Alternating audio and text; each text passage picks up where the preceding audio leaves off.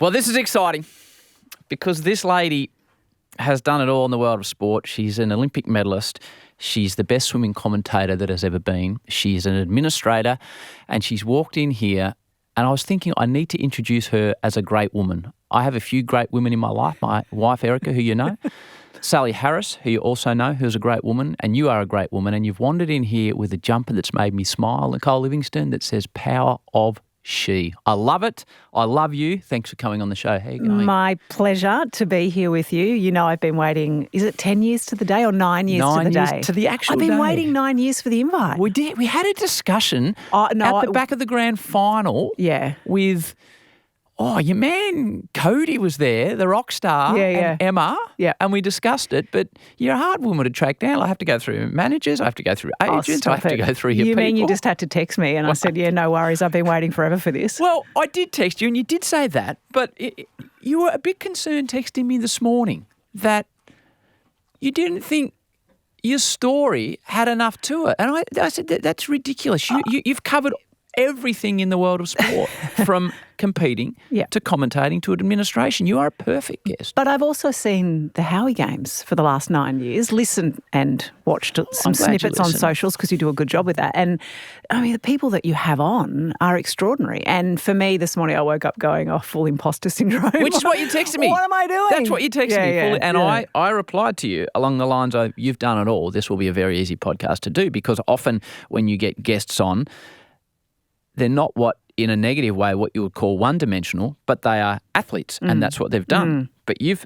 swum, you've commentated, and you've administered. Yeah, I've been around a bit. You're the unicorn. You're trying to say, You're the unicorn. Oh, stop it.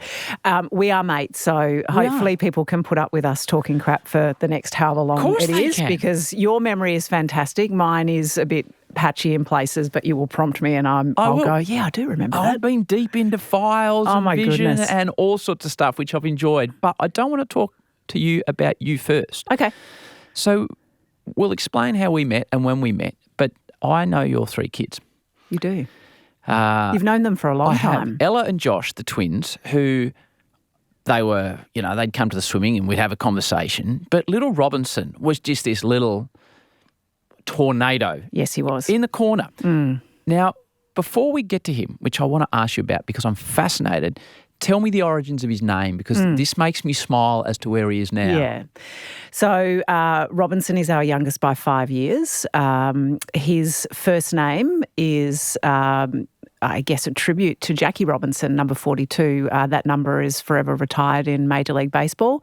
Jackie was the first African-American player in Major League Baseball at the time when the Negro League was taking place, and, he broke the barriers and had to have broad shoulders, had to go through a lot, and we loved his story. We loved baseball, and we still do, and we thought at the time that Robinson was a nice name for him because we wanted him to be able to do good things. So you've loved baseball. Your husband Marty is a baseball fanatic, and now somehow I turn on the news a year ago. Oh, no, probably started this year actually, and I knew he was playing baseball, but you lose touch, etc. There we go. Son of swimming legend signs MLB contract with the Pittsburgh Pirates. Actually, he's the Wikipedia explanation of Robinson now has a little line there that says "son of Nicole Livingstone," which I'm not sure he's exactly happy about. I tell you, it could turn. It could turn. You could be mother Robinson soon. I will be happy with that, but his mates actually go, Is that the son of Nicole Livingstone when they talk to him? So he is 17 years of age when Major League Baseball, I guess baseball in Australia is a relatively small sport compared to the juggernaut of AFL or NRL or cricket. There's about 34,000 registered players in Australia at the moment as we speak. It has been reintroduced back into the Olympics. And when Marty and I got together and we'd had twins, he had grown up playing cricket. He was an expat in Hong Kong and the UK and was very very good at playing cricket. And the suggestion of him going back to cricket, I'm like, we got twins. You're not sitting around all day long. I'm not sitting around all day long for the potential of you having an at-bat. And you go out, knocked over first ball, and there's the family day. Exactly. He comes home grumpy. I'm living that still. So he was contemplating what sport he wanted to do, and we drove past the Sandringham Baseball Club, and there was a man picking weeds out of the undercart on one of the cutouts, and we stopped and asked him about the club, and that was it. The kids were really little. The big kids were really little, and Ella played baseball. I played baseball. I tore a hamstring playing baseball, and Marty loves it. And Robinson and Josh, he wanted to be like his big brother. He was hitting a ball from the moment he could walk, and catching balls before he could walk. So how does... It's the randomness of life, isn't it? You say to Marty, I love cricket too. He plays cricket. The boys play cricket. Yeah. Who knows where he would be now? He might be in the Australian cricket system. Yeah. But before you explain the trip you've just been on, which I'm fascinated by, how does the process work? Yeah. That a MLB team in America, how do they see Robinson, what he's doing, and then what's the process there? Because I'm, as a parent that's worked in sports administration, you would have been all over this situation. Yeah, and it is a fine balancing act of playing the role of a supportive parent and having the background that I've had and the current roles that I play in sports administration. So there are scouts here in Australia from the Major League Baseball clubs. Not every club has a scout, but to the credit of the Pittsburgh Pirates, which is who he signed with, they had 2 scouts here in Australia, and one of them was connected with Sandringham Baseball Club. He had played for Sandy in the 1980s and 90s.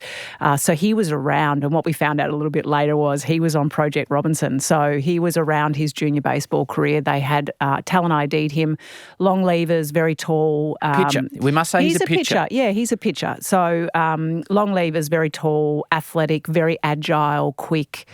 So he had all of these attributes that they were looking for, and he was in the Victorian baseball system and the Australian baseball system. So was learning good fundamentals. I must say that Marty was actually his coach all through his formative years as well. So, but then he just started to get better, and he's got, and I'll use my administration and commentary hat, and you see this, you know that you can see every now and again in someone coming through that they've just got something. Yes. They've got something that you think that's actually going to make a difference between everybody and you standing out from the crowd. And he had something, still has something that's there. And so that's, if I put my mum hat on, that's actually really difficult to articulate, because people then go, oh yeah, but you're biased because it's your kid. Of course. But I have spent 40 years around sport. So whether it's my child or not, I can see from a talent ID point of view when there's just something a bit special. So so you're in charge of the VIS now. You're the CEO, which we will talk about. Yeah. So this is the space you're in, talent identification. But it's your son.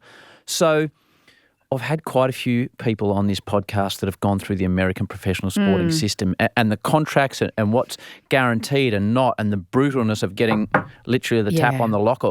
Yeah. Just again, before you say where you and Ella have just been watching him play, where he at as a 17-year-old in a contractual situation? So there's a couple of different ways to make it into the Major League Baseball system, and he plays for an affiliate part of the Pittsburgh Pirates. So you can go to college and become the number 1 draft pick like Travis Bazzana did recently. Incredible. So there's a lot of players that go through that route. So by that stage, they're kind of mid-20s or 23, 24, had a lot of baseball in the US system, and then they go straight into mainland America. The other way to make it is through the international signings. And once you turn 17, you can sign as an international player. That has over time been more around Latin America, which is a huge market for Major League Baseball in producing talent, mainly the Dominican Republic, but lots of Latin American countries. So they have budgets for the international signing. They're millions of dollars, these budgets. But what often happens is that scouts in Latin America will tell an idea kid at 13 or 14 and make promises that when you turn 17, this is what we'll pay you. So by the time it gets to someone like Robinson, who's turning 17, and it's a little less of a intense market here, the money's gone. So we were talking to scouts. Scouts were watching him for probably a good 18 months before he turned 17. So that then allowed those teams that were interested in him to go to mainland America and say, we've got a kid in Australia that we're really interested in. We want to put some money aside for him when the time comes.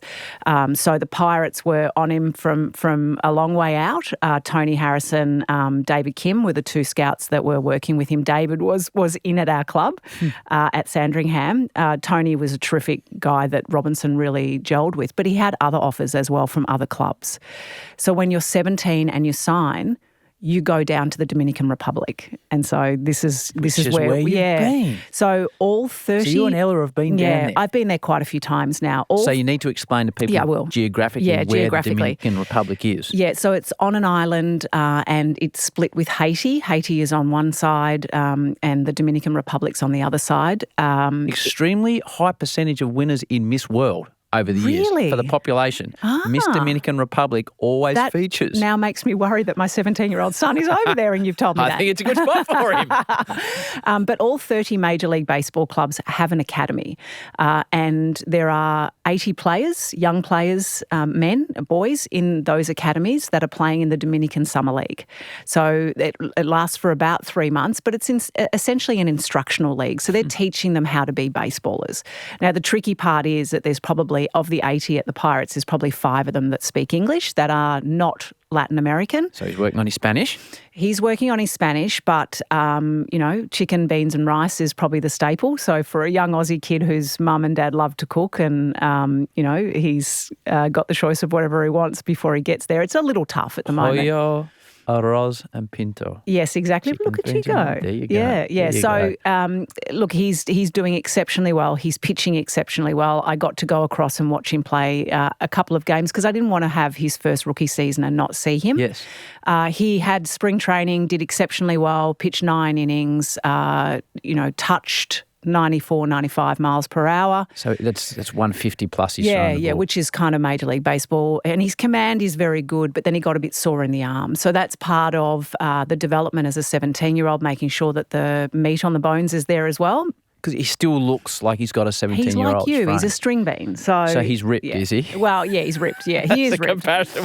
No, but he is. He's a string bean and he needs to, there's a saying in baseball that mass is gas. So if you can put weight on, you can throw harder. And it's probably more about protecting the arm as well. So came up a little bit sore, got put on the injury list for about a week and then came back in. So, I watched him pitch out 7 guys on the first outing, was really good. But also I'm watching my 17-year-old son mature and have an incredible experience. Many people say, well, how do you let him do that? But I left home at 13. I was off touring the world. My mum and dad allowed me to do that as well because they saw I was talented at something. So Ella left and Josh left at 18 during COVID to go to university in the States. And I'm all for my kids having these experiences to get out and get going and live their life. He didn't complete year 12 here in Australia. We took that punt that he was going to go off and be part of the MLB system.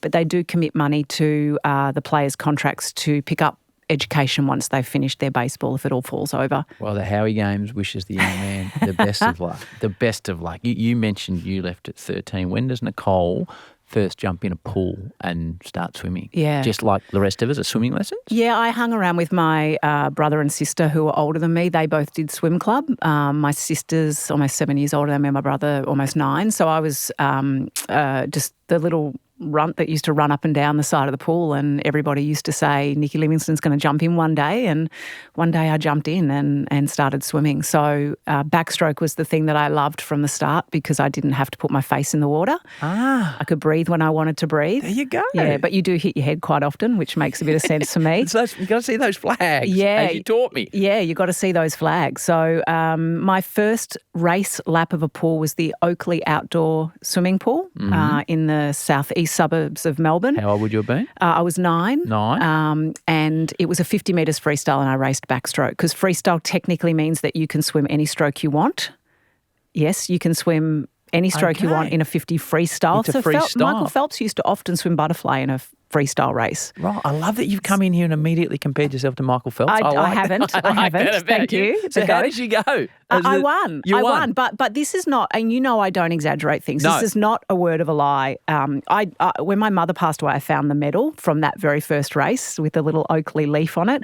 But that very first race, I actually did my backstroke start and popped up in the lane next to me, and I didn't realise, and I could hear people yelling and screaming. You were in a different lane? I swam in the wrong lane. I went underwater. I did my little... Was there anyone else in that lane? Yeah. So people were yelling and screaming at me to stay in front of her, and I actually won the race. So I don't know how I didn't get disqualified for swimming in the wrong lane, but yeah. And so as a kid, we've had so many swimmers on this show that it's not like they lose their childhood, but they learn a level of discipline that many of us don't learn in life, full stop. So how did you go and how quickly were you into that, I need to be at the pool at X a.m., I need to have the alarm and I'm going to swim for 3 hours? Very quickly. So I made my first Australian senior team at 13. So if I do my first lap at 9, by 13, 4 years later, I was actually on the Australian senior team with the meme machine. So that, at 13? Yeah, happened really fast. So I was very lucky that the coach that I had, who had come in from America, he had trained under one of the real... I'm trying to think of the right word, but he was a trailblazer when it came to coaching, a guy called Doc Councilman. So Dr. Ralph Richards came out as a 30-year-old and I was one of his first athletes. So we spent a lot of time doing correct stroke correction to make sure that I had all of the foundations in place. Never let me do weights until I got to a particular age. Everything was about body weight. So he was really learned and also thoughtful about how to get me through to still racing for Australia at 25, which is what ended up happening. So at age 11... This is a dilemma for all parents. How much do you push your kids? How much do you put a handbrake on? Yeah. How much training are you doing at age 11? Yeah, so at age 11, I was probably doing 5 or 6 sessions a week in the pool. How long was a session? A session was probably anywhere up to 90 minutes. And what time are you starting that session? Oh, they were early. They were early in the morning and late in the afternoon. What time do your alarm used to go on? 4:27 a.m. Yeah, so I mean, at the start it was probably more afternoon sessions, but you'd still have to manage school, then go in. My dad was involved in horse racing, so this is going to go off on a bit of a tangent, but my mum's sister was a Weymouth. The Weymouths through Rancher won the Blue Diamond in the 1980s. Yeah. So they had a training track down in Balnarring with a full race training track. So Dad was around horses a lot. So the analogy of sort of what he did with horses, it wasn't formally as a strapper, but he was around the stables a lot. He owned horses and he worked with Uncle Charlie quite a lot. So, you know, a lot of that discipline and needing to work and needing to be on your food and all of that kind of stuff, I think my dad brought to the table from being around horse racing. So the discipline, I mean, if you think about the similarities with horse racing and swimming, early morning, you know, get the work done, it's hard work. So I think I inherited a lot of those disciplines through Dad. Mind you, he's a pretty hard taskmaster as well. I look at, and they've both passed, so I feel like I can talk about this a bit more now. Mum was the kind of parent that was there supportive. She was a chef, so she would always make all the food, and everyone would say, "Here's Mrs. Livingstone with her biscuit tin at competitions." And What's her first name? Elsie. Elsie, yeah. Yo-yo biscuits or Monte Carlos were the two things she used to make and bring in.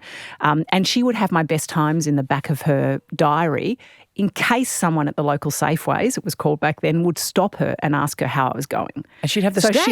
So she'd have some of my times in the back to say, oh, yes, this is her time now and this is where she's finished, because she could never remember. But like Dad was much more reverse psychology of the 1970s and 80s. So run me through that. What was that? Always wanting good performance, always wanting to make sure that, in his view, that I was doing everything possible, even at a very young age. And they were enabling it, so I'm grateful forever for that, because they were, they were blue-collar workers. He was a fitter and turner at Carlton United Breweries, worked shift work. Mum was a chef at Metropolitan Golf Club, then an oldies home. Do you get any free beer, is that right? That is a whole nother story that I don't think can be consumed. Yeah, they used to have beer in the lunchroom at CUB. I think that's a good story. I think there was probably one to consume here, a light beer at the lunch, and one or a few more to take home for a bit later for others. What a place to work. Yeah, Fast Eddie, he was called. So, Fast and Eddie. he was an SP bookie runner as a kid in the back streets of Carlton. So, he was, I'm painting the picture. He's a pretty knockabout kind of guy that lived in a hard environment. And if your performances as a child didn't meet his expectations, what would, if any, the repercussions be? Probably more around psychological warfare. So I do remember as a kid one time, and this is him trying to get the best out of me, I know, but wrong delivery, swimming a heat at state championships, not doing quite as well in qualification, still qualified, had my Victorian school Team Vic tracksuit on. I was going to walk across the shops to get something representing. And he said, well, I don't know whether or not you should be wearing that outside. Ooh. So it was kind of that, just subliminal and me going, oh, I'll show you. So I guess that's what he wanted to get out of me. Whereas now I think about me as a sporting parent, and that's not the way that I operate. Very much, I reckon with Ella's swimming, I probably sat and watched maybe over her whole swimming time here in Australia. I probably watched 20 swimming sessions, training sessions. Dad used to sit with a stopwatch in the stands. But he used to always say to me, I'm not as bad as Michael Klim's dad. So he was always like, I'm like, yeah, you are. You're both bloody pushy. Sorry, Wojtek, because I know you're still around. I would always try to stay out of it. If I needed to influence something with my kids, I'd find a way around it. I think someone that's been involved in junior sport now for a while, in cricket and footy, I think staying out of it is... It's 100% the way to go. Rule number one. Outsource is rule number one. Yeah. Yeah. I think you're absolutely right about that. So you mentioned at age 13, what was the Australian team you made at 13? It was the 1985 Pan Pacific Swimming Championships in Tokyo. So you went to Japan as a 13-year-old? I just turned 14, but I did go off to the staging camps when I was 13. Luckily at that time, there was a few others that were a young age. Jenny Burke, a freestyler, was 13. Dimity Douglas had just gone to the LA Olympics the year before as a 12-year-old or 13-year-old. So there was a few of us that were of a younger age. Who was the star, or was it the Mean Machine that was the star of the Pan Pac team? Yeah, the Mean Machine were definitely the star of the show because they'd just come off the 1984 Olympic Games where they'd won a medal. Neil Brooks, Greg Fasala, Mark Stockwell, and Mark Stockwell has gone on to really be a big influence in Australian sport. He and Tracy Corkins, and Tracy Corkins, now Stockwell, was my absolute idol from the 1984 Olympic Games. I watched her won 3 Olympic medals for the USA and just loved everything about her. And now she's one of my friends as Tracy Stockwell, and I was on the Australian Swimming Board with her. So what was a Pan Pacific Championships in Japan? Yeah. What year are we talking here? 1985. 1985, as a 14-year-old. Yeah, so there wasn't a lot of good governance around, age differences. No. It was probably learn on the job. But I do remember there was a headline in the Age newspaper that said, Nicole's sightseeing must wait. Yeah, and that was around, it was Ron Carter, the old journo, that had been given the intel from probably Don at that stage, or it was Bill Sweetenham at that stage, that I probably just needed to focus a little more on, crossing the T's and dotting the I's and doing everything right rather than going down to the local electronics in Shinjuku to have a look. And they said that to me, there's no free rides. In this sport, you finish 1, 2, and it's selector's discretion. So unless you're going to get over here and make a difference to the Australian swimming team, we won't select you. So that got set in stone for me at 13, 14 years of age. And we've had the privilege of working on many Australian swim titles together, which we'll get to how you helped me out so many times. You go to your first Olympics in Seoul at 17. Yeah. Is that... When you get cricketers on, how did you find out you're going to play for Australia? I got a phone call, I got a knock on the door. But for you, was it just finishing 1 or 2? Yep, at 1 the or Australian 2 titles? Yeah, and in some cases, if you finish second, you weren't taken. So the classic example, and I know she's been on this program, is Susie O'Neill. Yes. She finished second in the 100 butterfly but didn't make the time standard, so wasn't taken as a 14-year-old. And you think about that sliding door moment. If she had made 88, would she have gone to 2000 and won a gold in front of a home games?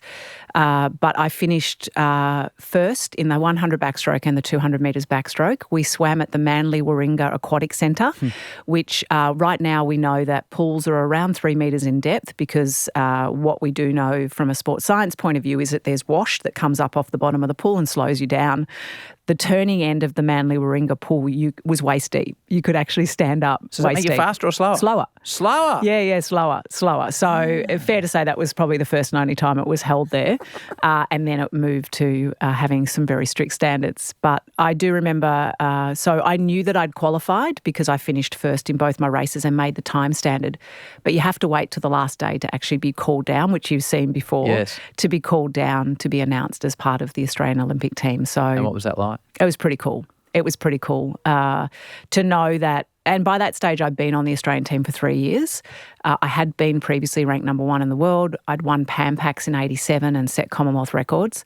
So, it was a dream come true because I watched the Olympic Games as a 9-year-old and said, I want to do that.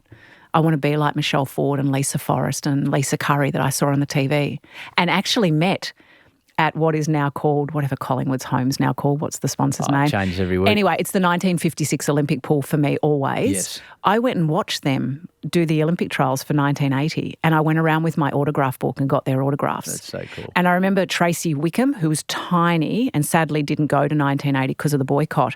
I remember her signing my autograph book, and for this tiny statured woman, she filled the whole page with this massive signature. So it was incredible to be able to have that as a dream, be wanting to be like the people that I had idolised, and then being announced on the Olympic team. So, 88 Seoul, you're 17. We'll get to the swimming in a moment, but I love the Olympic food hall stories or the athlete that you met that was just... Yeah. What was your experience before we get to the pool of being 17 in Seoul, which is a very different place in 1988 to how it would be now, and you're at the Olympics?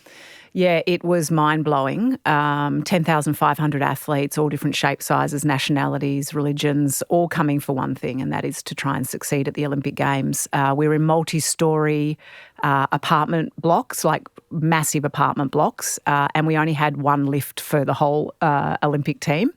So actually he Facebook friended me the other day. Sorry, Charlie Gazzarella, I haven't responded yet. What did Charlie do? He was a heavyweight weightlifter. I was about to sound, he sounds like a big weightlifter. And so if you saw Charlie walking back from the dining hall and you knew that was only 4 or 5 people that could fit in the lift, you bolted to try and get in the lift before Charlie. Sorry, Charlie, I will respond to the Facebook friendship. But yeah, and I remember even back in those days as a 17-year-old, and the Olympics is obviously famous for this, that you get an athlete pack, and in that athlete pack are condoms. So at 17, we were filling the condoms with water and throwing them off the fence. So we'd see the security guards come past with their big machine guns, and we were like, right, we're swimmers, so we're not hand-eye coordinated.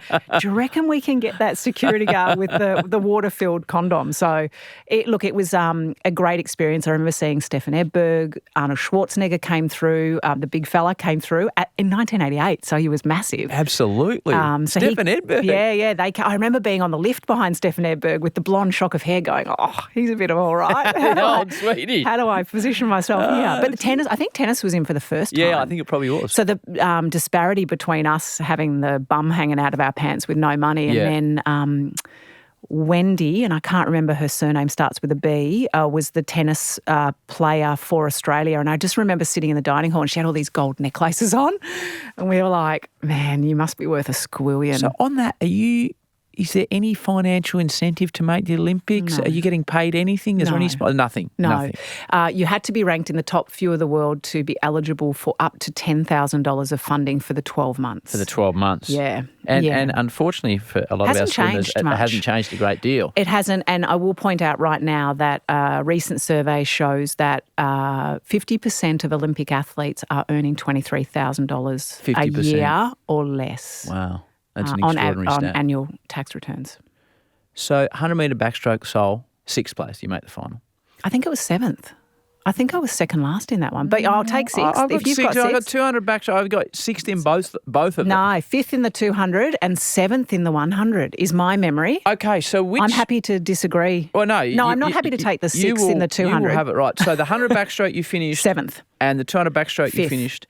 Which was the race where you had two East Germans finish in front of you? 200 backstroke. Okay. Actually, both races had East Germans and Eastern Bloc. So it wasn't just East Germans at that time. I mean, full communism was in place. So was there any understanding of what could potentially be going on at that point? I looked at it. I looked at who was in your race, and one of Kristen them Otto had been done, and one of them hadn't been done. So Kristen Otto won, I think, 6 or 7 gold medals at those 1988 Olympic Games. And I must say, I know Kristen, she commentates and still to this day sort of says nothing happened. But there was certainly a strong suspicion from all of us that they did not look, sound or swim like the rest of us. Physically, how did they look? Oh, they were massive. Physically, they were much bigger than us, much more developed. There was one breaststroke girl who, from a neck point of view, it looked like a rugby league or a rugby union player neck. Really? And then the description to us was that she had had gland issues and had surgery. The surgery wasn't quite right, and that's why her neck looked the way. I think she won a medal at that time in breaststroke.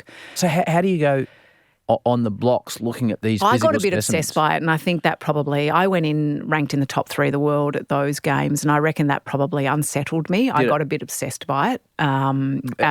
Due to the fact you don't think it's fair? Or? Yeah, just, it's probably a bit of a car crash, wanting to rubberneck and watch and pick up on, justifying in your own head why they're faster than you, why they're better than you. And so you're beaten before you even start.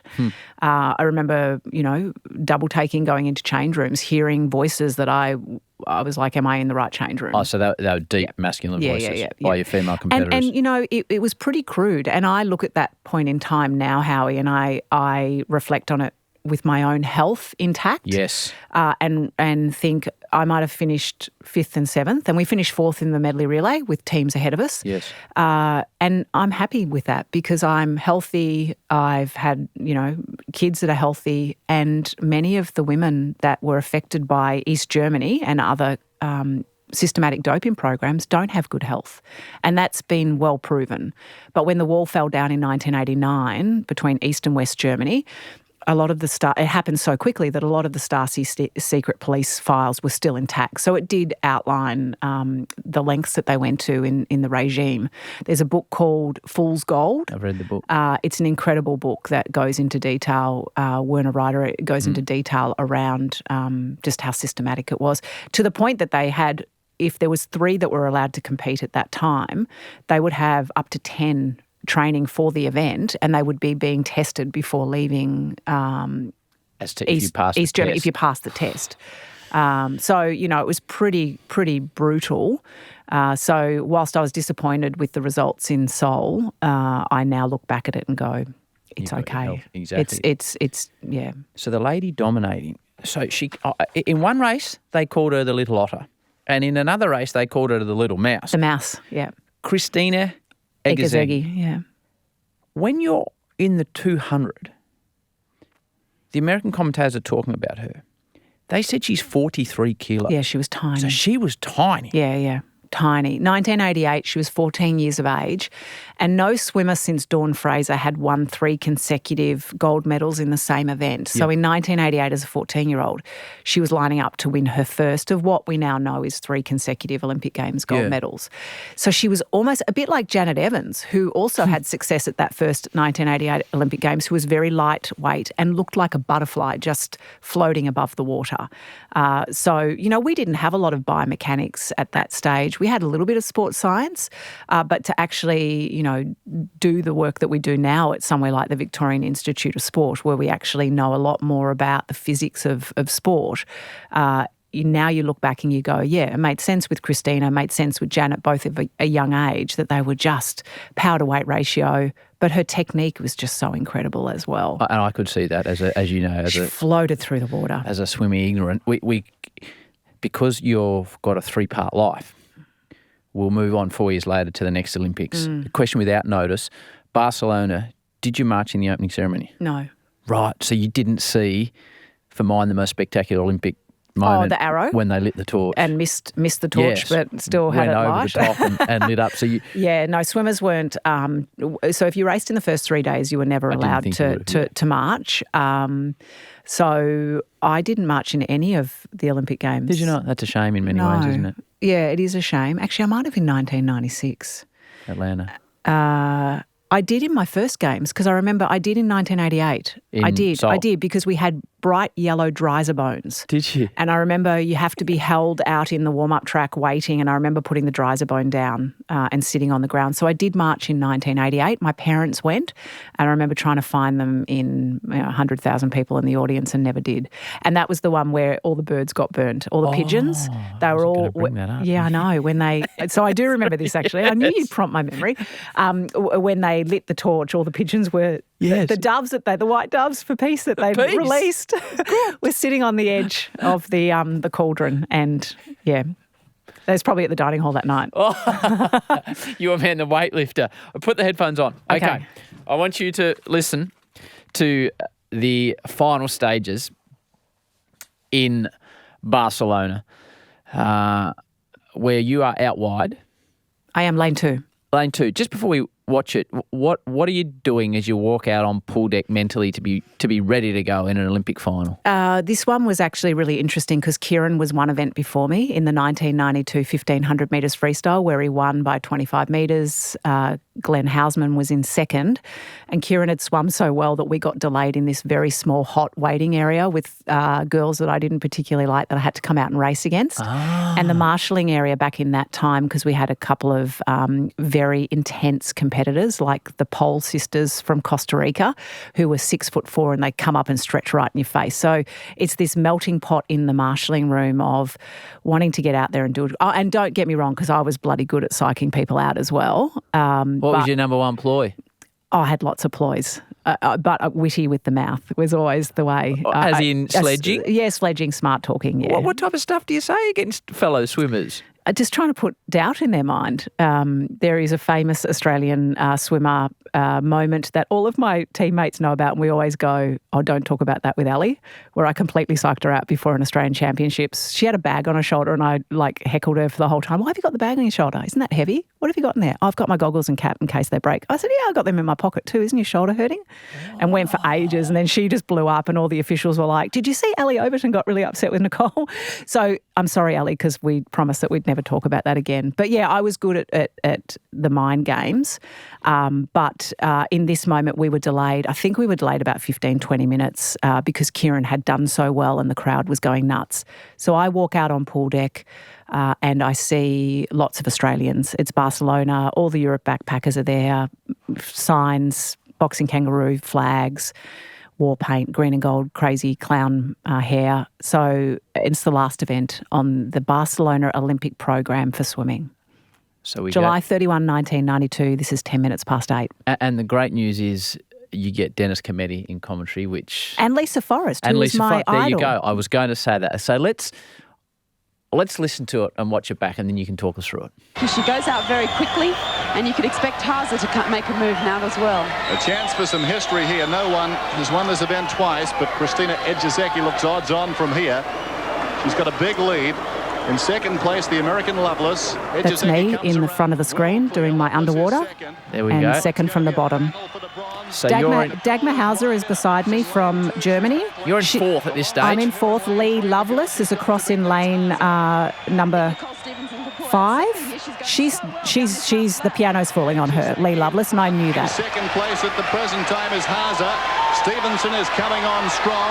Lovelace is fighting on 2 in lane 5. Ejizeki, meantime, is going to win decisively. Ejizeki goes in first. Hauser will get second, and Nicole will get third. Oh, Nicole Stevenson, third place, 2:10.20, best time for her. That's a great swim. But Ejizeki, 2:07.06, less than half a second outside her own. I love the smile on your face. So for those that are thinking, Nicole Stevenson, yes. You operated as that for a while. We yes, don't need to go into that. We don't need to talk about that anymore. We don't need to go into that.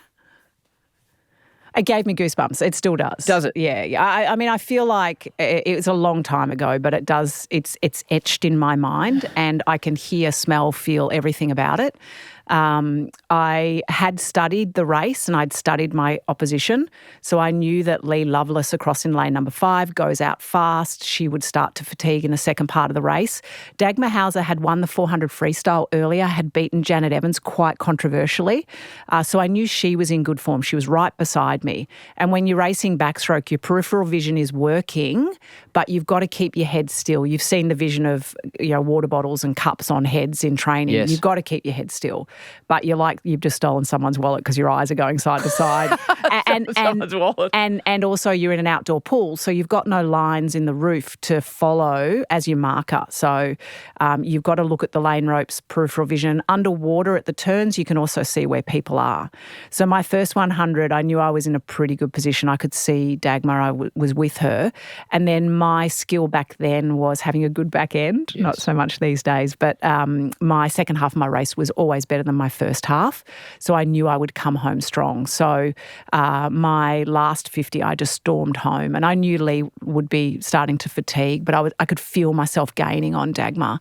I think she beat me by about 0.7 for the silver medal. But to dream about going to the Olympic Games as a 9-year-old and to have that moment, which, it's so rare to get on a team for the Olympics, for Australia in particular. There was only 34 of us, I think, and even rarer to be able to win a medal, to touch the wall, see that there was number 3 after my name. And I was watching the scoreboard the whole way through, like, so where am I? What's my time? Yeah. But then to know that it was my best time, stood for 16 years as an Australian record, like I could not have done anything more on that night. It was like it was in slow motion. It didn't hurt. And then to touch the wall and see that was just, dream come true. It's a great description. Put the headphones on. So I love the medal presentations.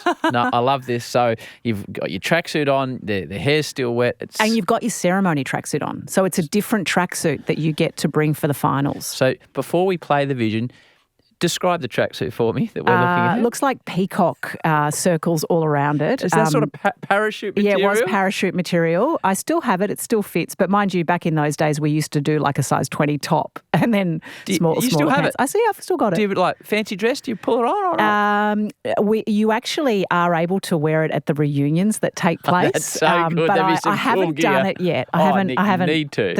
The blazers still fit as well. Let's have a listen. Bronce, representando a Australia, Nicole Livingstone.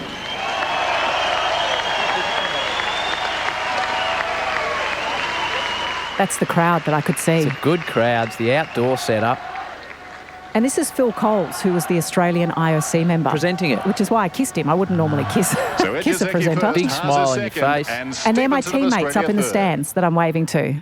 And they've all finished and they're watching me get my medal. So is it everything it's cracked up to be? Yeah, all that hard work and those hours and the excitement, the disappointment. Is it everything it's cracked up to be? Olympic medal? I wouldn't swap anything. Of course, being an athlete and being an Olympic athlete is tough, and there's ups and downs, there's sacrifices, there's things that you miss out on, but I have that forever, and I will never forget all of that. But to be able to move on to the next parts of my life, I also did lock it in a bit of a box with a bow. I will say just finally on the ceremony, just proving the hand-eye coordination, and maybe Robinson does get it from Marty and not me, we did a lap around with our bouquet of flowers, and I watched Dagmar and Christina throw their flowers into the audience. Yes. And I thought, a good idea. I can't bring it back into Australia by security. And I tried to throw the flowers up and I completely missed and it went backwards. So that sticks in my mind that I completely cocked that up and it was embarrassing. You dominate Commonwealth Games. You know, 2 golds in Auckland. You continue. You get to Atlanta where your career is coming to an end, but you make your 3rd Olympic team. Out of the pool, my main memory of Atlanta was the bombing. What's your main memory of Atlanta? My main memory of Atlanta, firstly for me personally, was I announced that I was retiring before it, which if I had my time again, I wouldn't have done that because there was a bit of an emotional roller coaster of this is my last time I will be doing, insert whatever. So I put a lot of pressure on myself. My main memory also is that for the first time in 3 Olympics, I missed the final of the 200 backstroke. So I'd made 11 Olympic finals. 11th place. I finished 11th and I had a moment of doing my backstroke start, doing my kicks underwater, coming up and taking the first 2 strokes and thinking, just for the briefest of moments, oh, I don't feel very good. And then the rest of that race was like I was swimming through wet cement. So I missed the final for the first time in 3 Olympics. And then Don Talbot came to me between heats and finals and said, I was a past 200 freestyle champion. I'd raced 200 freestyle at the Barcelona Olympics, but I hadn't prepared for 200 freestyle. He came to me and said, I want you to race the 4x200 freestyle final, which I felt like with Don was a bit of a, you've announced you've retired. We always had a love-hate nemesis type relationship. And it was a bit tough of man. He Hard was a man. tough man, Hard and I think the team at the time were appreciative that I would stand up to him on particular things that I thought were not right for the team. But I felt like it was almost his golden handshake. You've announced you're retiring. I'm giving you the 4x2. Don't come back. You're done. But we won a bronze medal. And, forever I'll have that moment with Susie. I had lots of relay medals with Susie, but also with Emma Johnson and Julia Greville, 2 of our babies of our team. So it was a great way for me to finish that. But then the last night of the swimming, we all went out.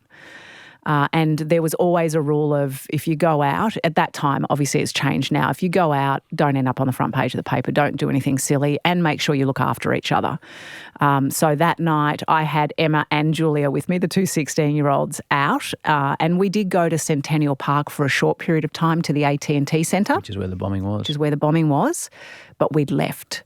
Janet Evans was still there on stage at the time that it happened, and we went to one of the streets that kind of had all the nightclubs, etc. So my job as the 25-year-old was to make sure the 2 16-year-olds had a good time but also were safe. And then mobile phones back in that time weren't really a thing. No. A few of us had them, but the message kind of came through the grapevine that something had happened, get back as quick as you can. And I was probably a bit tipsy at that stage, and there was, I guess, a no drinking rule back at that time. But again, it's don't get caught. And I finished my career. But the 2 16-year-olds in tow, we went back, and I got in trouble for being tipsy. And I'm like, well, are you going to kick me off the team? But then it was the head count. We're all our team. And the 2 that we couldn't locate were Sam and Susie. They were with their respective partners at the time, spending the night away, but I don't think that had actually been communicated that well. So there was a period of time that we were pretty concerned about where they were, and then that kind of played out that they were safe the next day and came back into the village. So you retire in 96 and then you become a TV star. Well, I started before that. And this is a lesson for every athlete out there. I always planned. Yeah, I always had a plan, and between my 2nd and 3rd Olympic Games, I started working for Australia Post in public corporate affairs because, again, we didn't earn any money, and I never wanted to get to the end of my sporting career and knock on the door to try and find a job saying, hey, I used to race for Australia, I used to be a swimmer. And not have any practical experience. So I worked actually with Kath Freeman. Catherine was part of the Australia Post program as well, and Tim Forsyth, the high jumper. So we all worked for Post. The great Graham John was our boss as managing director of Post. But then pay TV came to Australia. And swimming, of course, being a high priority sport, being part of the DNA, was one of the sports that got picked up. But before that, I started working on surf lifesaving with Darryl Eastlake.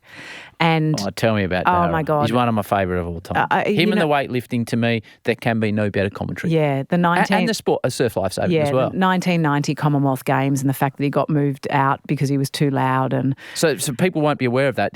So you commentate in venue. Yes. And what was Big Darryl doing? Darryl was, everything was huge, loud. There's a big man from Tonga.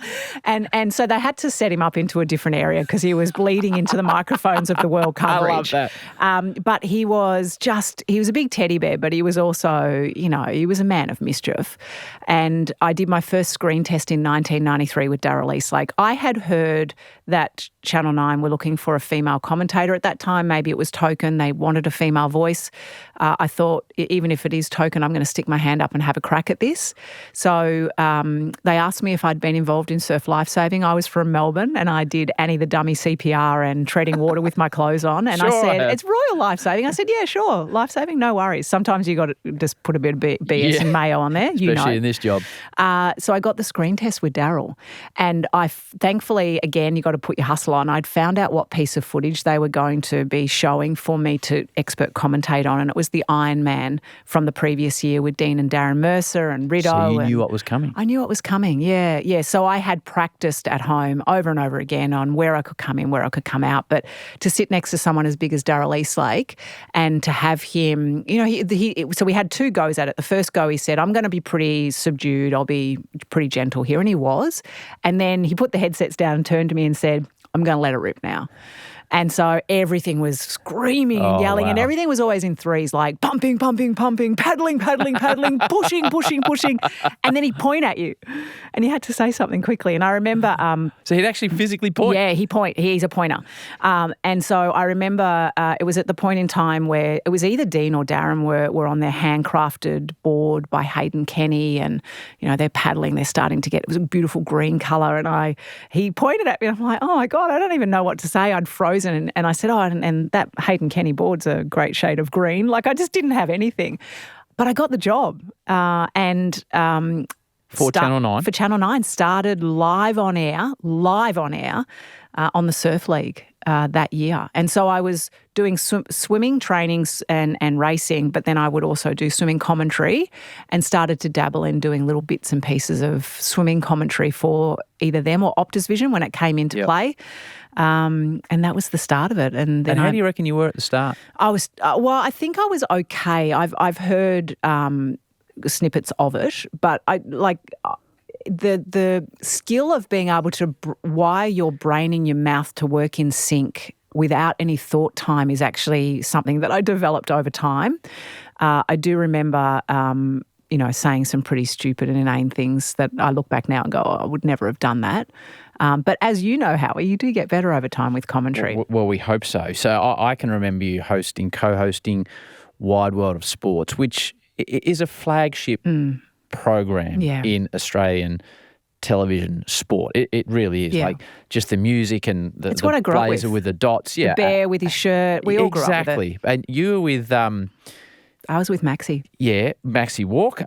So what I wanted to ask you about this. So this is, for those that aren't aware, back in the day, Max Walker played VFL football. He named tangles. He bowled for Australia. He wrote a series of like How to Hypnotise Chooks and all these best-selling books. Crocodile. Yeah, I had all those books. Yeah. What was Big Maxie like? Tangles. He actually, I've been thinking about him a lot lately, and I don't know why. I actually had a couple of dreams about Max, about being on Wide World of Sports set, and I pulled his book out that he's hand signed. He's no longer with us; he passed away sadly. But I pulled his book out the other day to reread. He was just the kindest person ever. I mean, and Daryl was kind as well; gave me lots of great advice. Max was just the kindest person ever, and during that period of time, he and Ken Sutcliffe were like the doyens, the icons of Wide World of Sport. We'll get to Kenny. Yeah, and Max, when it was announced that I was co-hosting with him, he just gave me so much advice. He gave me so much calmness around, and it was fun on set. Like the guys on set that were shooting I'd go to the bathroom, and of course I'd always remember to turn my mic off, but I'd come back and I had to wear high-heeled shoes. God knows why they made me put high-heeled shoes on. But the boys would like gaffer tape my shoes, and I'd go to get shoes back on and I couldn't move. And so it was fun. But what he was amazed was every time I had to read the teleprompter or auto cue, my max heart rate at that time was 211. My heart rate would be at 211 reading the auto cue. And he'd just laugh at me going, just take a breath. You make a mistake, it doesn't matter. He was wonderful. So you mentioned Kenny Sutcliffe. So I grew up watching Kenny and he was the guru. And I don't know if you remember this, we had to go to Canberra occasionally for Channel 10. Yeah, for like a Friends of Parliament event. Yeah, so it was to promote free-to-air TV. Yep. Whereas now I get invited to these to promote pay TV. Both very good options. And the male model from Mudgee, as he was known, Kenny Sutcliffe, was there. Yeah. And you said, I'll introduce you. I said, big fan of Kenny. Would you mind introducing me? And you introduced me. And your man Kenny had bigger fish to fry. Did you blow you off? Oh, completely. Well, I've got a matching blow-off story for you. Completely. I spent a lot I went back to you and you said, how'd you go? I said, no, I think there's more important people in the room, the male model from Mudgee wants to talk to than me. Kenny, I spent a lot of time hosting with him. Gun. He's just a gun. He is. But, the amount of times he had to be across a lot of sports. So, as you know, sometimes TV hosts know a little bit but not a lot, and they rely on the experts. So I always laugh and say the amount of time I got him out of trouble, but never copped one word in his biography. Did you not, Kenny? Not even a mention. Come on. So I match your bigger fish to fry. So this is to get to the point where we meet. And I'm going to show you a clip now that popped up. I've started using in research alongside Tommy AI. So type in... Are you making me look better on AI? Well, you wait till you see this video. Okay. Type in video containing Mark Howard and Nicole Livingstone. And this is the first thing that pops up. So it really helps. So I was trying to find your Olympic race. Hang on. Before we get to this, I was trying to find your Olympic race where you got your bronze, and the only version they had was in Hungarian until you supplied Dennis. So Channel 10, I'm at Channel 10. You're the best swimming commentator on the planet. And the great David White, who we worked for, digital TV came, and it's like 1HD, 24-hour free sports channel.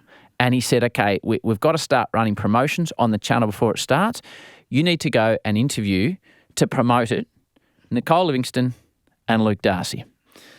Now, Tommy commented on my T-shirt when I sent him this clip, but let's just, for you and me, to go back through memory lane, and then I'll ask you what you're seeing. Okay. So this is 2009. Oh, we better put the headphones on.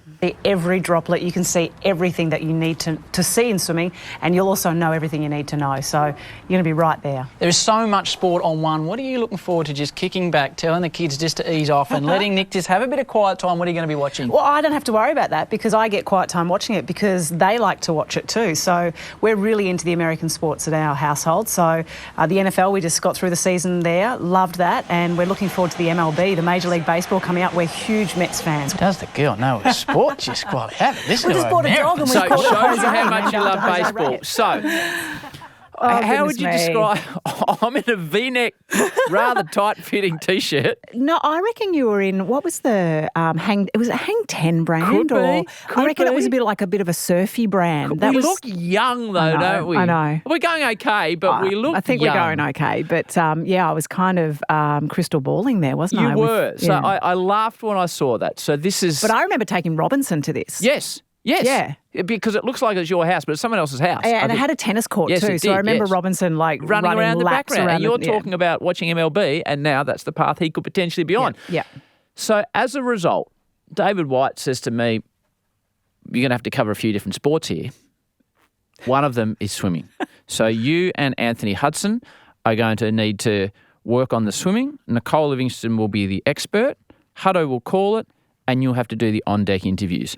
Now, it wouldn't be too much of a stretch to say at that point I would have struggled almost to identify the difference between breaststroke and backstroke. Like, that's how far we were back in the field. Yeah. And your attention to detail and want for us to get an understanding of the sport you loved to make the broadcast better is one of the most generous exchanges of information I've ever been involved with in broadcasting, because often in broadcasting it's like, well, it's dog eat dog. It's dog eat dog. But you sat for hours before we did our first Australian answering Championships. all of your silly questions. All of our silly. And I had so many silly questions. And I remember getting to the first Australian titles when it would have been on 10. It was a big deal. It could have been an Olympic year. Maybe it was a Commonwealth Games year. It was 2008. Yeah, I thought. okay. It was, maybe. No, we'll be after that because that's 2009. So maybe it might be 2010. Yeah. But your depth of knowledge. Delhi Commonwealth Games was extraordinary, and you passed it on. So take your mind back. How far or Hutto and I off the pace before we got into this? Well, I think, and I will get to the point in talking about your having to sub in for commentary for Hutto. Yes. Yes, I'd forgotten that. Yeah, and actually calling swimming races. Correct.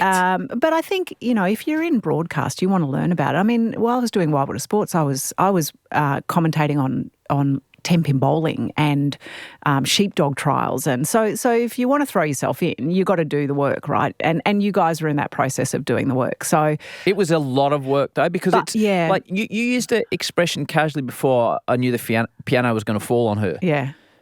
So that you get tired, the lactic acid builds up. I'm hearing these expressions. I've no idea, like negative splits, simple stuff like that. I try not to use too much of that when I commentate. But this is the swimming lexicon around the pool deck. Yeah. Some bloke says, I'm happy with my negative split, and I have to go to you at the end of the day and say, what's a negative split? And you say, well, the second 100 was quicker than the first 100. Like, it's just you're just bombarded. But after that first one, I mean, we did a lot of swimming. After that first one, you were great. You knew it. And it only takes asking those questions. And for me, I felt like at the time, and I still feel like it now, I'm a guardian of swimming. I'm a custodian of swimming in Australia. So I want people to love the sport.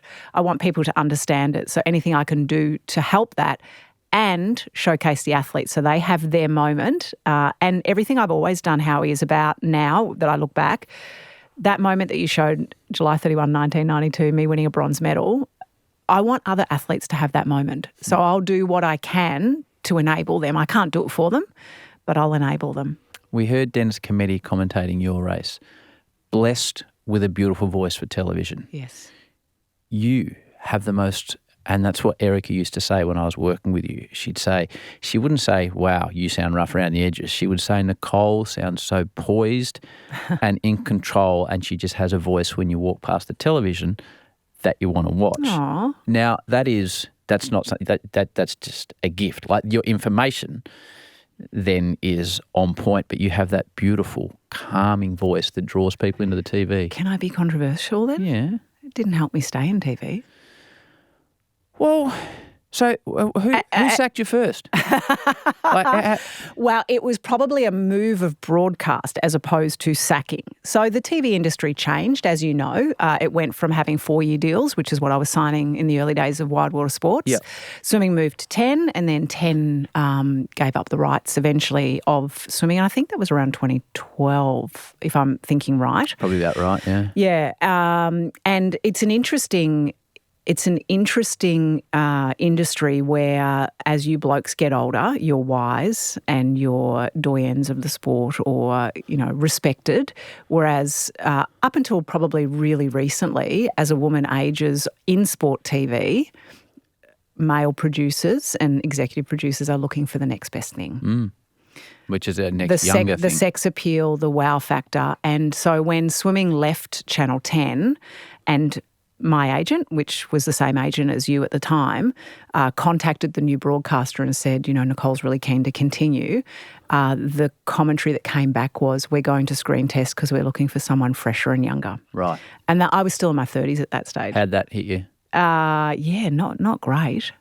Not great. So that was the catalyst to me knowing that my time in TV was starting to end.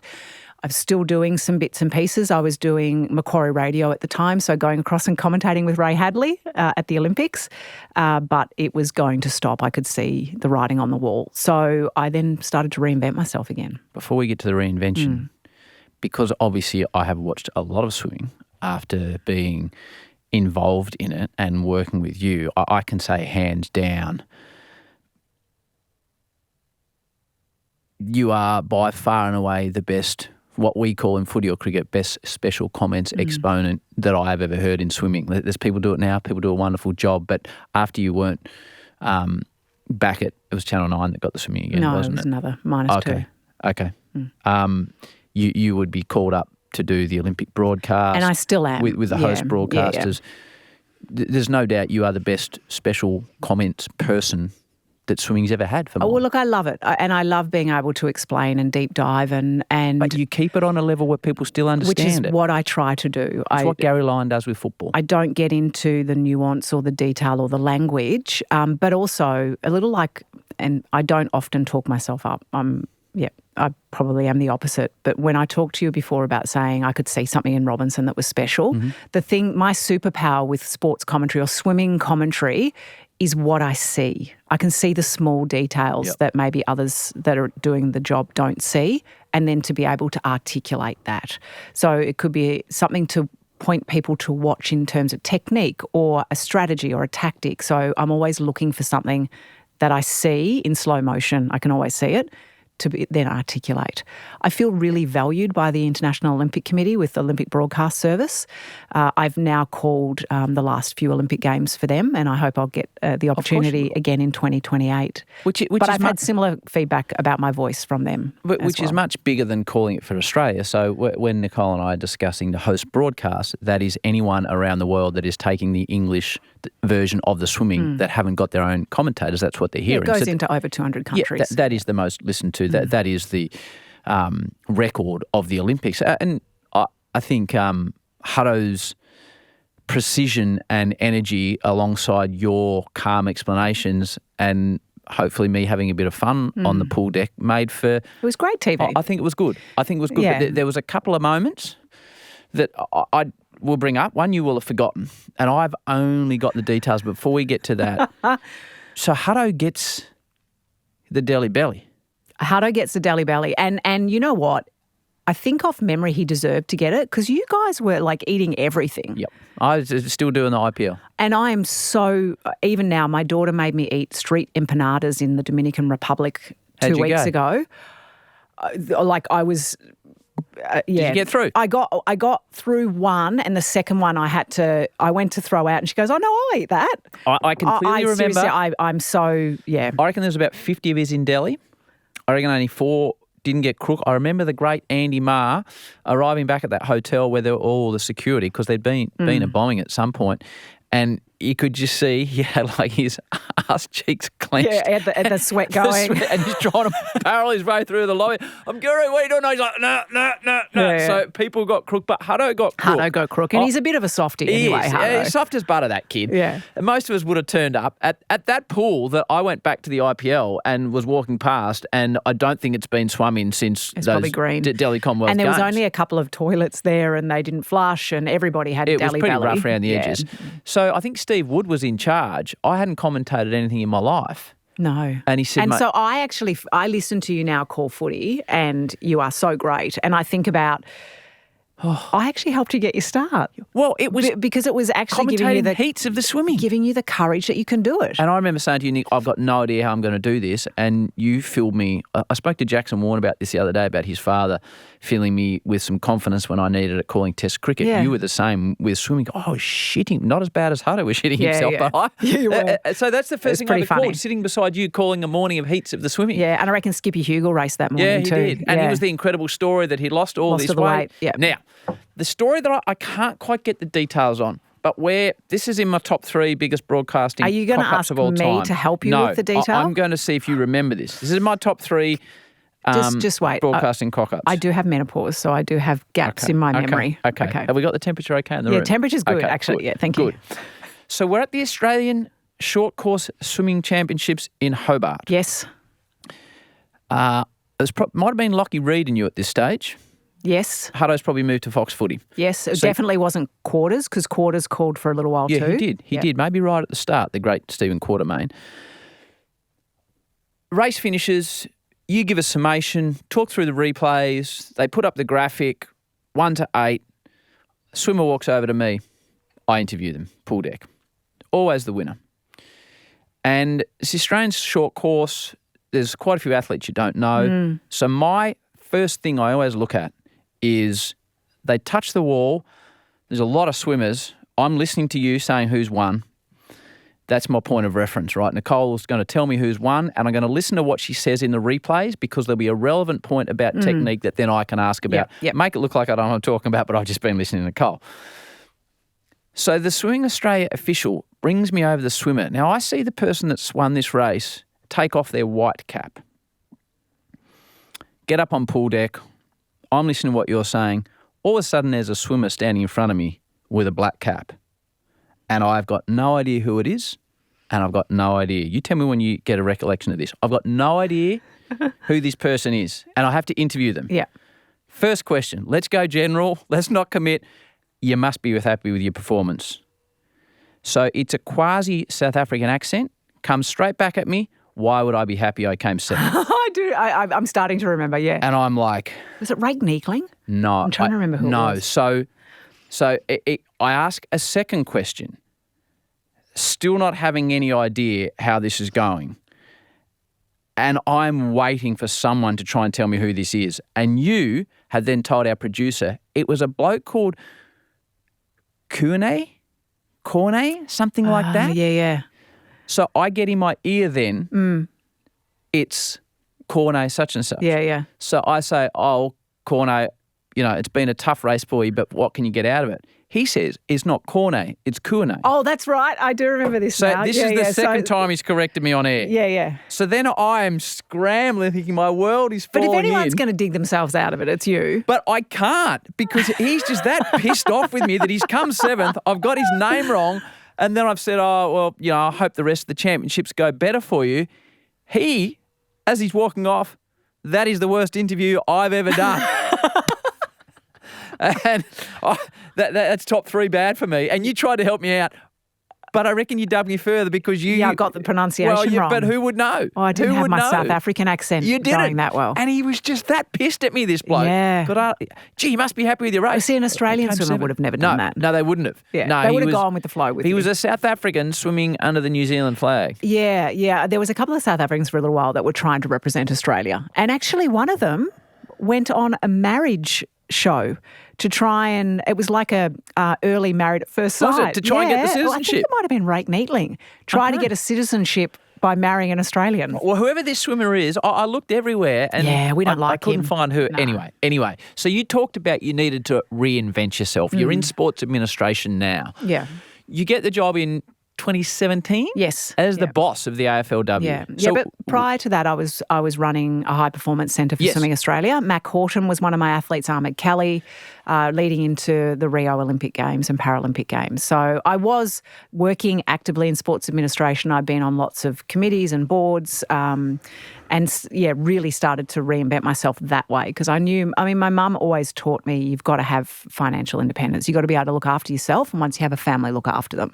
So I was always kind of looking at the hustle of what's next and how do I have parallel careers and what's next. So when did the AFLW start? It started the 3rd of February 2017. So you were there when? I was there for season 2. So I started, I reckon it was probably around November of 2017. You get in there. What's the biggest challenge for you from day one for AFLW? And this is not to slight the competition at all, but you were there at the coalface in a competition that's been now running 10 years. Some would say, I look at the girls playing at my local footy club and how many teams they are. To me, that means the AFLW is a resounding success. If I put my broadcast hat on and I look at the numbers, then I'm thinking still got work to do. It's a big cost base for limited viewers, which is the way TV executives would look at it. Yeah. For participation, there's girls playing footy, so it's got to be a winner. But you walk in the door there at the start.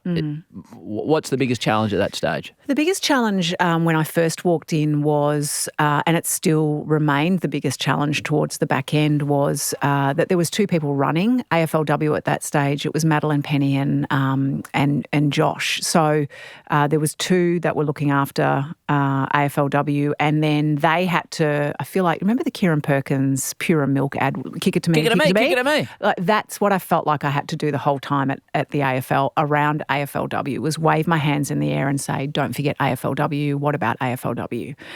So to have a team that was running AFLW, that's not the way that it was put in place and still is not in that way that there's a unit. It was more people across the business lent into AFLW, but it was never really in position descriptions. There was myself and Madeline Penny that were looking after AFLW, so it was 2 of us essentially running it. And it did grow over time where there was resourcing put into AFL media, there was resourcing put into commercial, etc. But it was never standalone staff looking after AFLW. So the way that the AFL always works is that there's always something that they're trying to raise the standard on and invent.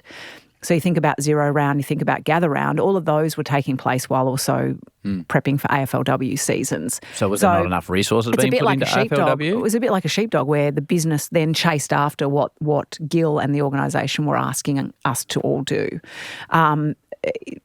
Resourcing, dedicated resourcing was probably something that we needed to put in place that wasn't put in place. I was the head of women's football, so it wasn't just AFLW, it was looking after the broader women's football. So again, engaging with different areas in the business, advocating. It was a big job, it was a big job. Part of my job was also around advocating, getting support, helping commercial seal some of the deals. And they've got great sponsorship. You look at women's sport and AFLW is really leading the way with the amount. Absolutely. But the way it's grown and the cost base that it has, it doesn't match. And I think it's right, the language that has been used, that it is an investment. It shouldn't necessarily for the AFL be about we're losing money or, this is the cost. If you look at footy clubs, and I know you're at a regional club, more women have come to the game, whether it's playing, coaching, umpiring, administering the game, volunteering the game. But the unusual thing for the AFL compared to other sports is that if you get an increase in membership in Swimming Australia get a clip of that can go back into running program. As girls are joining local clubs, the AFL doesn't actually financially see any direct benefit other than from an infrastructure point of view. There are more people playing the game, it's healthy. So the growth was incredible during that period of time. From 8 to 18, we bought the last 4 clubs coming into the 2023 season. We had 2 seasons in 1 year that year. So there's a lot that I'm really, really proud of. As you should be. But it's grown very fast, and sustainability was always something that I spoke about and spoke often about, which is a bit of a natural rub with a gender equity and equality lens on human nature, seeing what the guys have got that has taken 160 years to develop and wanting exactly that and wanting it now and not being prepared to wait. So you've been in so many high-profile positions through your athletic career and then your broadcasting career. As we're recording this, yesterday a ruling came through involving an AFL player, Isaac Rankin, a homophobic slur, and everybody has an opinion on what happened on field, but equally the way it's handled. Opinions are just as vociferous on the way it's been handled. The AFL and their administration are copying stick at the moment. How did you go fronting those press conferences knowing people were coming at you around the way your organisation had done their job? I don't have the memory to go back and think which difficult situations Nicole were in, but I'm sure you were faced with many of them. Yeah, and it wasn't just at press conferences, it was social media as well. Right. So getting direct social media. Yeah, direct social media, zealots, a few that I had to block, a few I had to report to Integrity.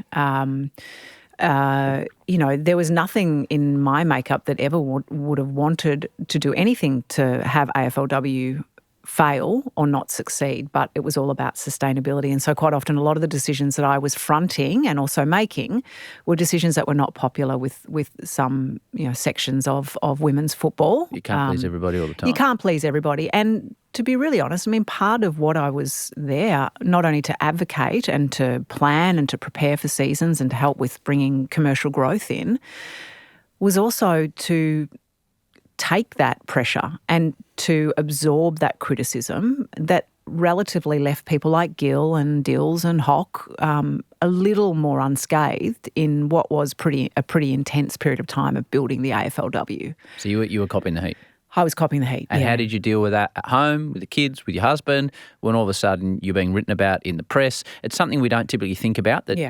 I can imagine Andrew Dillon's gone home last night and his wife said, geez, you've had a tough day at work today. Yeah. We don't appreciate that human value. Yeah, I think I was lucky during the period of time that I was at the AFL that I actually had Brian Walsh there. And Walshy, who's just finished at the AFL, is such a calm operator. So a lot of what was going on, I was being well advised around me. Gil actually said to me at one stage, because I said something about social media, and he goes, "What are you even on it for? get off it. And it was Twitter at the time, which seemed to be the most vile of all of them. Probably still is. Yeah. He just said, just get off it. Stop looking at it. So I changed all the settings on social media. People couldn't comment directly to me unless, I allowed that or I followed them. So I just tried to Teflon coat a lot.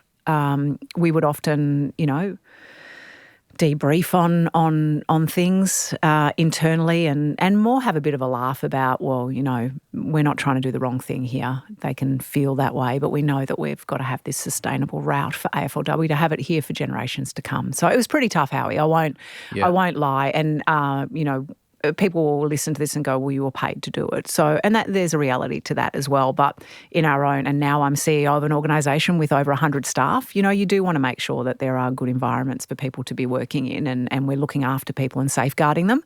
I did feel that I was looked after and safeguarded and I had the appropriate ways to debrief. But when I finished in December of 2023, I could breathe again. Right. I felt proud of what I'd done. We did 2 seasons in that 1 year. We brought all 18 teams in and AFL finally looked like the community it represents, where every club had a women's team, every club had a men's team. Some of those teams didn't want a women's team when I first started, and then they started to see the momentum and the opportunity, and then they were scrambling to get in. And in fact, when we brought the last 4 teams in, there was a discussion that we would only bring 2 in at a time, but we had made a determination that we'd bring all 4 in, but we still made them kind of fight it out and present to the AFL and the Commission. And then, we brought the last 4 in, and that last season, being on the MCG ground with the podium set, representatives, 36 standing on that stage, was just a moment of, I've done what Hock asked me to do, who still remains a close mentor of mine and friend. He was head of football. He employed me with Gil, and I did what he asked. Gil said to me, you won't be here forever. You're here to do a job. You won't be here forever. And that job was to get all the teams in and have the competition up and moving. We went from $8,000 average pay in the first year to over $80,000 average pay when I left. So amazing it's pretty strides. big. Amazing stride. The VIS now, just when you were talking about this, I hadn't even thought of this. So how many athletes off the top of your head roughly are under some form of VIS program, would you say? We have 400 athletes that we look after, Olympic, Paralympic and Commonwealth Games. Commonwealth Games is a question I was going to ask you about. I don't know where your funding comes from and how closely you're tied to the government. So we are funded by the Victorian government, so that may affect the way that the next question is asked. It's when we gave up the Commonwealth Games, I think the average Victorian, when they read that we were funding someone else's Commonwealth Games, and then more recently you came out that Gout would be running at the Commonwealth Games in Scotland, where we've covered a Commonwealth Games. How's the best way to depoliticise this question, if that's a word?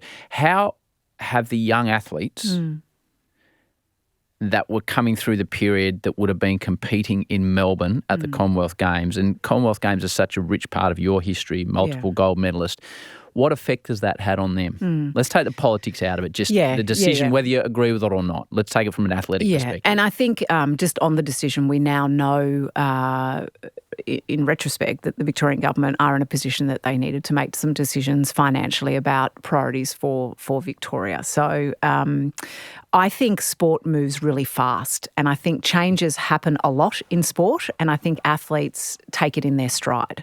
The program has been reduced to only 10 sports at the Commonwealth Games in Scotland, so there are some sports that don't get the opportunity to compete in the Commonwealth Games, but for the athletes, it's just a blip. They take it in their stride, they get going and they move on. And they know from the thing that's really has filled me with a sense of confidence and pride about the work that we do at the VIS is to see how much planning takes place around every one of those 400 athletes and the programs that we have. We have 54 track and field athletes in our building. Wow. Claudia Hollingsworth, that's just set a new 800 metres record. Changed and Abby the way she ran. Caldwell right I read behind. about it. They're our athletes. Peter Bowles, I was in there watching him do his shirt off, doing his trip. He's just incredible to watch. He came in and I said to Todd, he just sprung into the studio. Yeah. He's just incredible. So the amount of planning that goes around delivering results for athletes, and we're releasing a new strategic plan, which is really about athlete focus and coach led.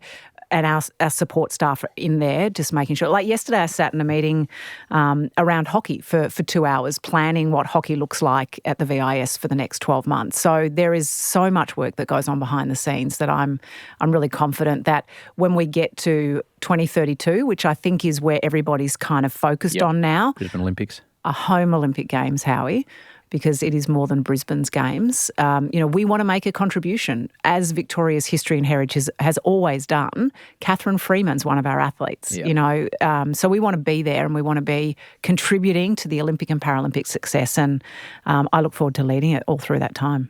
We are lucky to have you. Yeah, see, you texted me this morning about imposter syndrome. What are we going to talk about? Like, we could go for another 3 hours.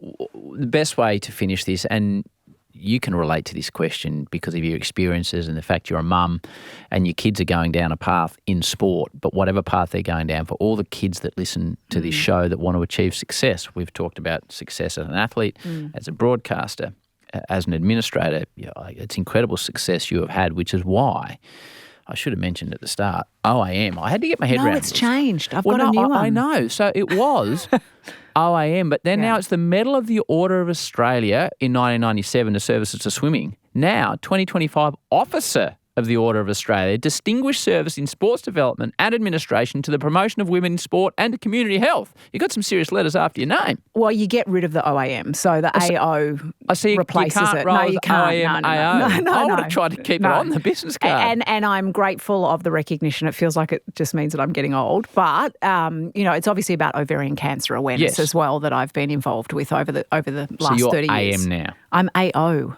Which is above AM. Right, okay, you're AO. I haven't quite got the medal yet, but we'll do that soon. What's your middle name? Dawn. Okay, so this is a thing where you've got to be careful on ChatGPT, because I read it on Wikipedia, Dawn. Dawn Fraser, that's cool. And then ChatGPT was trying to tell me it was Claire. Nicole Livingstone. Wow. So, kids, when you're cheating on your homework, you might get your facts wrong. Make sure you check. And it's Arnie Dawn Weymouth, not Dawn Fraser. There you go. So, what I was trying to ask you, advice for those youngsters that are trying to achieve success in their field, whether it's sport-related or not. I always like to try and give an example. Let's say today they want to be a great author or Australia's best electrician. I would think that parents are involved in the way that kids are developing. So my message is first to parents. I like this. And remember that they are your children first, rather than the ambition that you are trying to help them with or steer them toward. There is always something positive in the potentially bad performances that take place or the learning experiences. So always ask your kid what they learnt, or name 3 good things that happened today, which is something that I learnt that from Lindley Frame. I always subscribe to that. If you are wanting to be good at something, first of all, find your passion. It may not be sport, it may be something else, maybe being the best electrician, and then surround yourself with people that help you to do that, and don't be afraid to ask for help, because more often than not, people will say yes, but you have to ask. Great answer. I introduce you as a great woman, and people have listened to this and they'll now go, yep, she is a great woman. Nick, thanks for joining me on the Howie Games. Thanks, Howie.